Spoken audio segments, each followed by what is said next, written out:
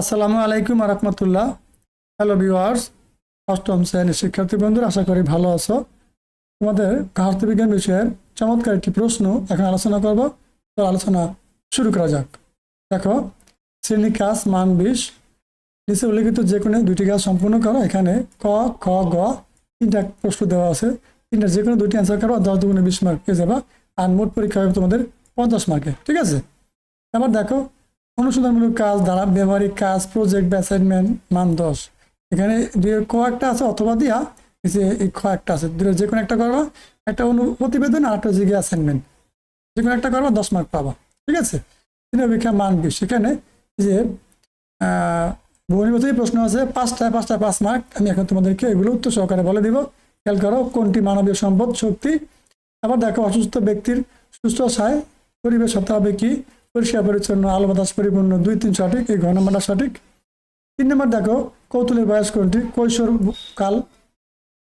4 আর 5 নম্বর বলছে এই topic চালুকে answer দেওয়ার জন্য বা উত্তর দেওয়ার জন্য 5। তাসনিমের মা খাদ্য পরিবেশনের কোন পদ্ধতিটি ব্যবহার করলেন? বুফে। 6 নম্বর সঠিক। 5 নম্বর প্রশ্ন, ব্যবহৃত পরিবেশন পদ্ধতিটির সুবিধা হলো কি? আপ্যায়নকারীর দরকার নেই, অল্প জায়গায় অনেক খেতে পারে।